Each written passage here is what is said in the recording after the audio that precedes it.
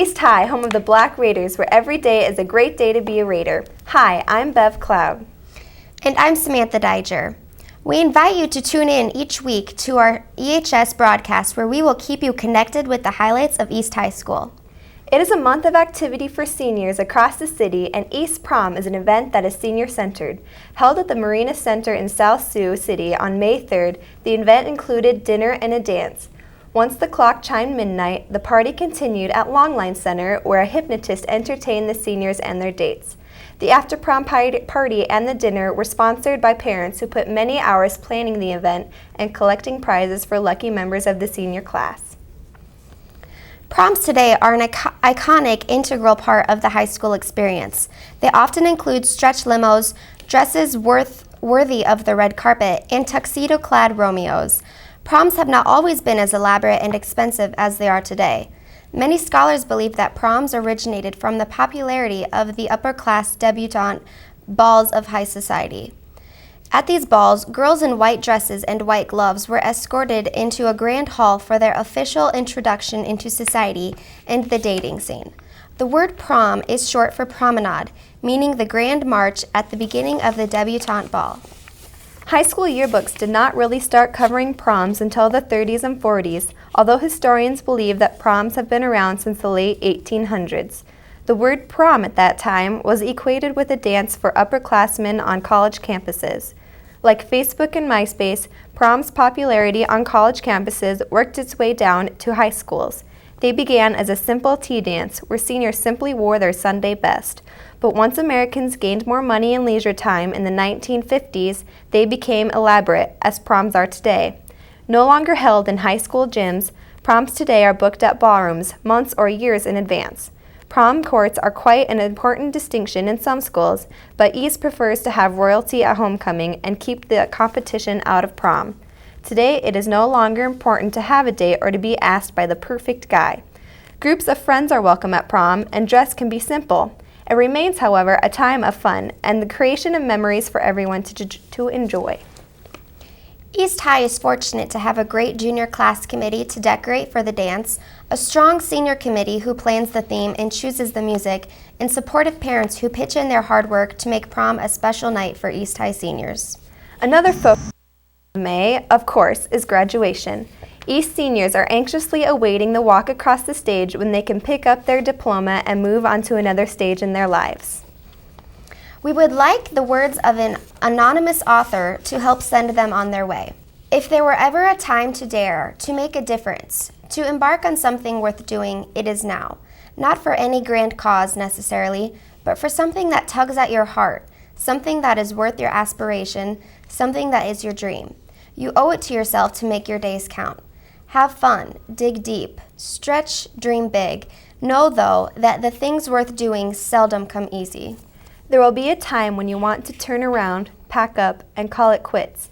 These times tell you that you are pushing yourself and that you are not afraid to learn by trying. Persist, because with an idea, determination, and the right tools, you can do great things.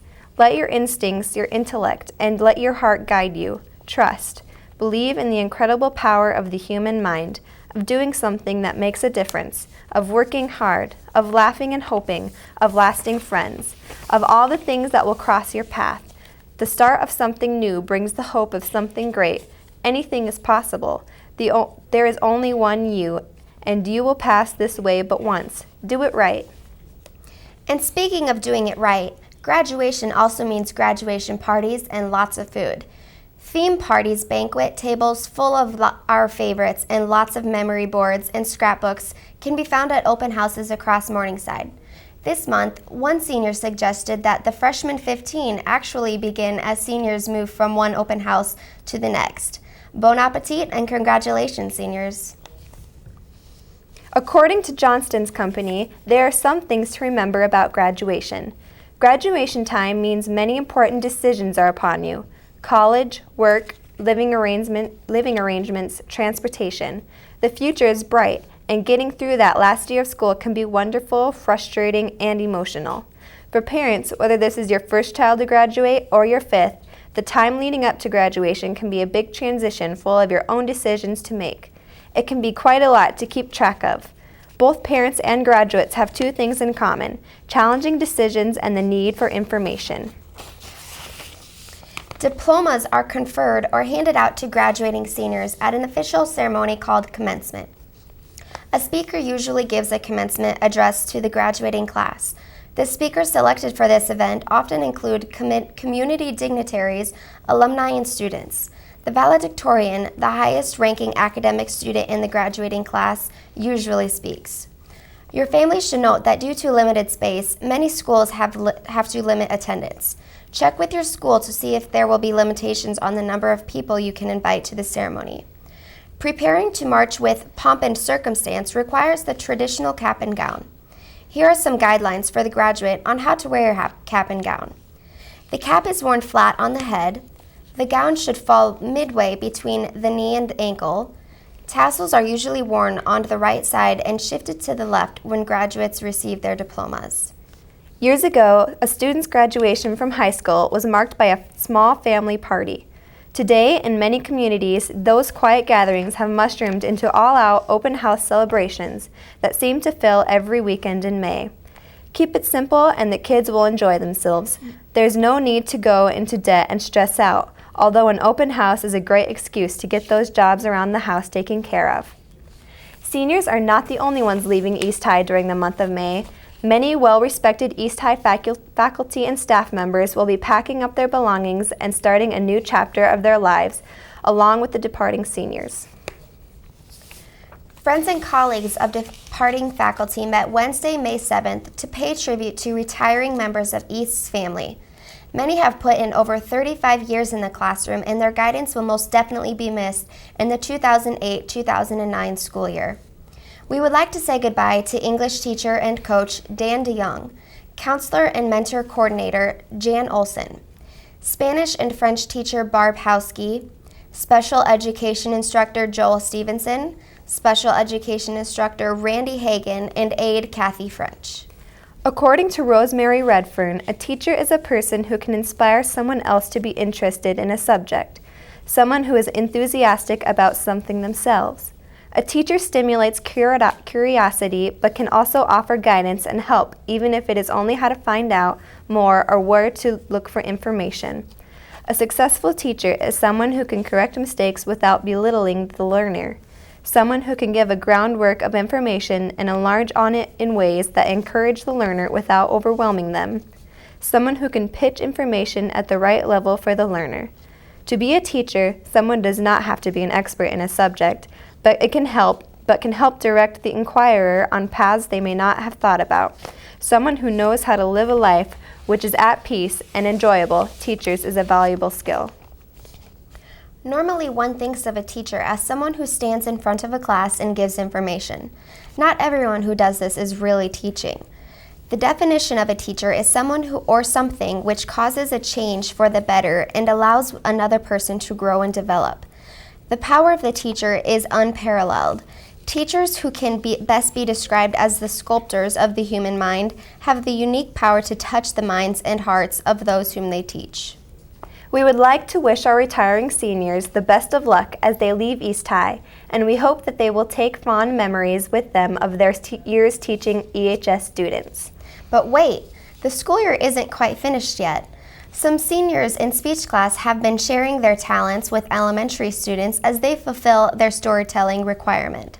Storytelling fires the imagination of children and makes them thirst for more, which encourages them to read books. Storytelling is not just entertainment, it is education throughout entertainment. Let's take a look at a portion of Rose Stevenson's story as she invited an elementary school for her speech assignment. Okay, my name is Rose. Who here knows the story of Goldilocks and the Three Bears? Everybody? All right. Well, I'm not going to read it, Papa Bear. Who wants to be Papa Bear? You come on up. Yes. Can you give me your best Papa Bear laugh? Oh, Papa Bear. It's pretty good. All right, now I need a Mama Bear. You want to be a Mama Bear? All right. How about you? You want to be the Mama Bear? Yeah, Mama Bear. You want to be the Mama Bear? All right, come on up. be the baby bear. You're the birthday boy, right?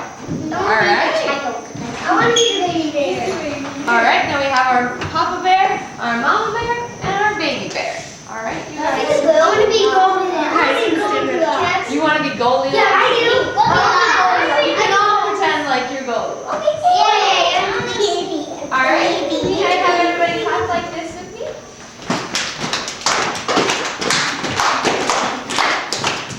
Once upon a time, in the nursery rhyme, there were 3 bears right over there. One was the Papa Bear, one was the Mama Bear, and one was the wee little baby bear. They all went a-walking in the big forest talking. Along came a girl with the long golden curl. She knocked on the door, but no one was there. Along came the 3 bears. Someone's been sitting in my... After all, if school is about making productive members of society, storytelling skills learned today would mold great parents tomorrow. Elementary kids from Nodland were guests in Mrs. Mullen's college composition class as her students researched and wrote puppet shows to teach a lesson to children. For centuries, people of diverse cultures have created and used puppets, finding an almost magical power in their capacity for creating open, honest, and trustworthy communication between the puppeteer and the audience. When puppets talk, kids listen. 6 different puppet shows were performed for elementary students, teaching such lessons as fire safety, dental hygiene, and Spanish basics. The seniors were required to research their material and provide a works cited page, but the rest of the assignment relied on pure creative energy. Whitney Strong and Kelsey Maxfield, with the help of an energetic and creative dad, built a remarkable puppet theater for all of the students to use. The scripts were written, the backdrops designed, and the arm-numbing job of holding puppets while following a script and speaking were put into play.